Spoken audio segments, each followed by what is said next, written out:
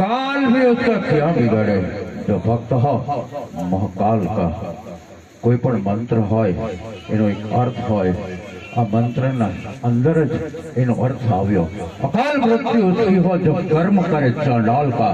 जे जीवन में नबरा कर्म करसे ए जीव तो होवा छता मोह छे केम के एना कर्म एने भोगवा पड़े એટલે जीव तो मोह छे। काल में उसका क्या बिगाड़े। जो भक्त हो महाकाल का माताजी नो भगत होय के महाकाल नो भक्त होय परंतु ते एना रंगे रंगाई गयो होय तेनु आचरण श्रेष्ठ होय तेनी पासे सत्य होय त्यारे ए बीजा माटे राह बने छे अने एवो भक्त जीवता के मोह अमर छे એટલે કહેવાય काल भी उसका क्या बिगाड़े। जो भक्त हो महाकाल का के मृत्यु काल એટલે मृत्यु काल એટલે समय के कोई पण समय जतो રહેવાનો છે। આ જીવનની અંદર જીવન છે એનું મૃત્યુ પણ થવાનું છે પણ આપણું આચરણ જો શ્રેષ્ઠ હશે તો આપણે મર્યા પછી પણ યાદ આ લોકોના હૃદયમાં રહેશું ઇતિહાસના પાનામાં રહેશું। નરસિંહ મહેતા મીરાબાઈ કે ભક્તિના રંગે રંગાઈ ગયા અને એના ફલ સ્વરૂપ આજે હજારો વર્ષ પછી પણ એના નામથી આપણને એક રાહ મળે છે કે ભક્તિ શું કહેવાય। હવે હું આ ચામુંડા માતાજીનો સંગ છે જ્યારે આ માતાજીનો રથ સાચા હોય ને તો અદ્રશ્ય જગત સ્વરૂપમાં હાજર જ હોય છે। ઓલું નથી કહેતા મોગલ આવે નવરાત રમવા કેવા કેવા વેશે માં તો માં તો અનેક સ્વરૂપ ધારણ કરી તમારી સાથે અદ્રશ્ય રીતે હાજર જ હોય છે પણ આપણી પાસે દિવ્ય ચક્ષુ નથી। જેમ અર્જુન ભગવાન શ્રી કૃષ્ણની સાથે હતા પરંતુ એને વિરાટ સ્વરૂપ જ્યાં સુધી બતાવ્યું નહોતું તો એને એક મિત્ર એક ભાઈ એક માર્ગદર્શક એટલું જ અર્જુન માનતા હતા પણ જ્યારે અર્જુનમાં પાત્રતા થઈ ત્યારે ભગવાને એને દિવ્ય ચક્ષુ એટલે શું આ આંખ નહીં પણ હૃદયના ચક્ષુથી એને વિરાટ સ્વરૂપ જોડાયું કે જળ કે ચેતન તમામ વસ્તુ મેં ધારણ કરેલી છે।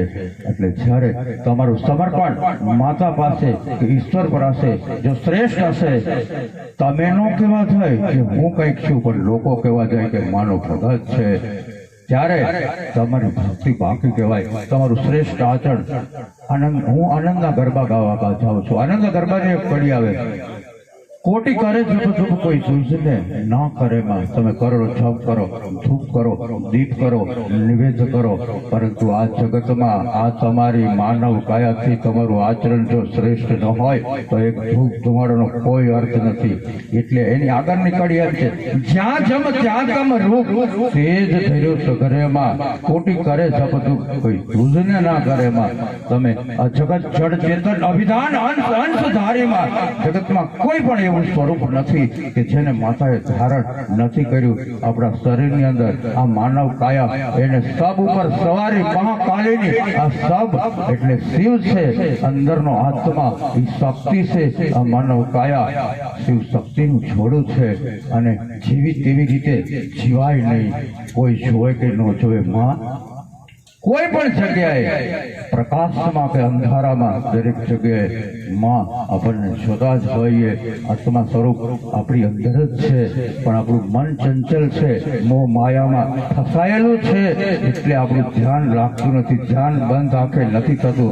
बंध आंखे ध्यान थाय मंत्र जाप थाय परंतु पछी तमारामां जो पात्रता होय ने तो आ मायकमांथी अवाज कोईने न आवे परंतु आ मायकनो आधार मळे एवी रीते વધારે માણસો સુધી પહોંચી શકાય પણ ઓલું તો જ્યારે તમારું મંત્ર જાપ મંત્ર એટલે શું મનને બાંધવાનું યંત્ર એટલે મંત્ર મન ચંચલ છે મન ઘોડો છે મન હિરણ છે આ મન દોડ્યા જ કરે છે મનને સ્થિર કરીએ સત્યની રાહ ઉપર કસોટી ઘણી થશે પરંતુ એક દિવસ આ મા સાથે તમારે દિવ્ય ચક્ષુથી તમને એના દિવ્ય દર્શન થશે। તમે માતાજીના ગરબા કે જે કંઈ ગાતા હતા હું ગરબા જ કહું છું કે જે વાણી તમે માં સામે આમ કરીને ગાતા હતા ને એ માની કૃપા હોય ને તો એમ ગવાય, નહીં ન ગવાય બાપ. આ તો જેવી તમારી એવી ભક્તિ છે, તમારું એવું સમર્પણ છે, ત્યારે માની સામે હાથ ઊંચા કરી અને એવો આનંદ આવે. તો હવે હું દેવી ભાગવત નો સાર માતા ચામુંડાનું કેવી રીતે પ્રાગટ્ય થયું તે કહાની અને તેને સતત પાઠ રૂપે હું તમારી સન્મુખ માતાની સન્મુખ રજૂ કરું છું. અગાડા ભગતની કંઈ ભૂલ થાય તો માફ કરજો, એમ કે મારો કોઈ લાભ ભાગ નથી. હું પણ દિવાળીમાં સંઘ કાઢું છું ચોટીલાનો, કોઈ પણ પાસેથી 1 રૂપિયો કાચું રાશન કંઈ લેતો નથી. બધું નિમિત્ત અગાડો ભગત બને છે. અત્યારે પણ અમે પાણીની સેવા કરવા જ નીકળ્યા છીએ. જગાભાઈનું આમંત્રણ હતું કે તમે નજારા આવો, એટલે અમે સ્પેશિયલ આવ્યા કે નહીં આવો. માનો ડાક ડાબરનો પ્રોગ્રામ હોય ત્યાં તો હાજરી આપવી જ જોઈએ.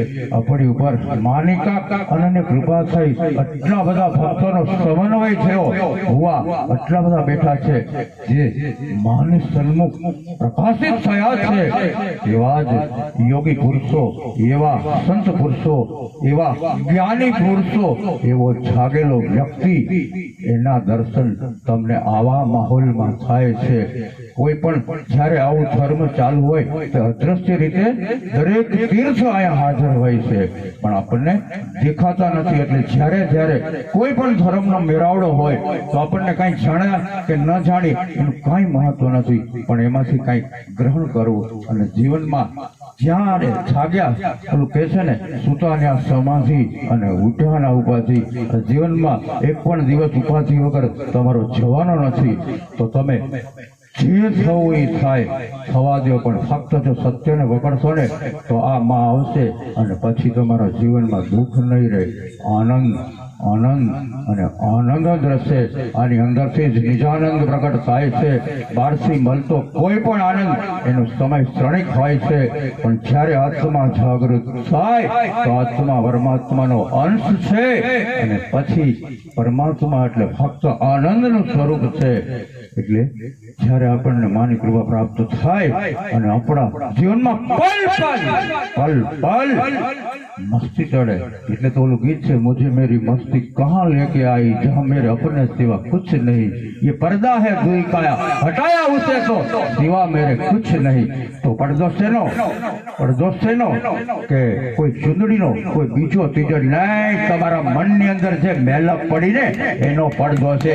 જેથી આ મેલક ફટી, જેથી સત્ય પ્રકાશિત થયું, પડદો ખુલી ગયો, દિવ્ય પ્રકાશ સ્વરૂપ જગદંબાનું સ્વરૂપ તમારી સામે પ્રગટ થશે.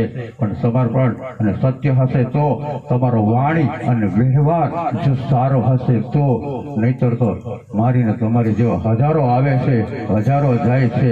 પણ ઈ નરસિંહ મહેતા કે એ મીરાબાઈ, ઈ જલારામ બાપા એવા સંતોની ધૂળ સુધી પણ, પગની રજ સુધી પણ આપણે પહોંચી શકતા નથી.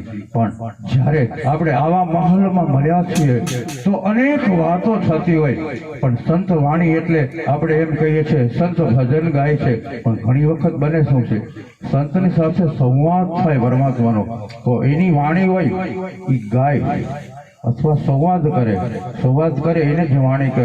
હવે ગાનારા મારી તમારી જેવા હોય તો એને વાણીનો અર્થ ન ખબર હોય તો એ ખાલી ગાય, અને ગાતો હોય તો સાંભળનારા ઘણી વખત વાતું કરતા હોય, બીડી પીતા હોય, માવો ખાતા હોય તો ધ્યાન બેધ્યાન હોય તો શબ્દનો અર્થ ન સમજાય તો પરમાર્થ થાય નહીં, આચરણ શ્રેષ્ઠ થાય નહીં. તો સંતની વાણી એટલે સંવાદની વાણી. આ સંવાદમાંથી જે મળે એ તમે ગાવામાં અને એવામાં સમજી ન શકો. એ તો તમારું ભજન હોય, સમર્પણ હોય તો જ સમજાય. માતા ચામુંડા એટલે કોણ? ચારે દિશાના મુંડા એટલે ચામુંડા. એક મહાકાલી ચંડ અને મુંડ ને માર્યા અને ઈ કારી વિકરારી બની, અને ત્યારે આ જગત ઉપર અગ્નિ થઈ ગયું. આ જગત સરગવા માંડ્યું અને લોકો ભયભીત થવા માંડ્યા. ચંડ મુંડને તો માતાએ મારી નાખ્યા, પણ જગત પણ સાથે સરગવા માંડ્યું, કેમ કે મહાકાલીએ ક્રોધ એવો કર્યો હતો. અને જ્યારે ચંડ મુંડ માર્યા ત્યારે માં રણચંડી રણખેલી બની અને જગતને પ્રલય સ્વરૂપ પોતાનામાં સમાવી લેવા તૈયાર થયા. ત્યારે માં જગદંબિકાએ મહાકાલીને કીધું કે હે મહાકાલી, તું જગત ધરની છો, તમે આટલો બધો ક્રોધ ન કરો, હજી જગતને ખતમ કરવાનું નથી, એટલે તમે સાકાર સ્વરૂપમાં આવો. મહાકાલી ચંડ મુંડને માર્યા અને એમાંથી સાકાર સ્વરૂપમાં કે લોકોને આનંદ થાય એવા સ્વરૂપમાં આવ્યા. એટલે એક મુખમાંથી બીજું મુખ ધારણ કર્યું. આ મૂળ વાર્તા આ દેવી ભાગવત મોજી. બાકી લોક વાયકાઓ અનેક હશે. મેં દેવી ભાગવત વાંચ્યું છે, મારું જીવન મેં આમાં સમર્પણ કરી દીધું છે. કહેવાનો મતલબ મેં મારી નામ અને જાત પણ સમર્પણ કર્યું. હું ક્ષત્રિય છું, પણ હવે ક્ષત્રિય નથી. આત્માનું કોઈ નામ નથી, આત્માની કોઈ જાતિ નથી. તો હવે માં ચામુંડાનો આવો દેવી ભાગવતનો સાર આપણે ચામુંડાવાનો શતક પાઠ ગાઈએ, એને વધાવજો ભાવથી, તમને પણ ખૂબ જ આનંદ આવશે. અને આમાં માતાજીએ જે દૈત્યોના વધ કર્યા તે કહાની પણ આવી જશે. તો બોલો ચામુંડા માત કી જય. ચામુંડા માં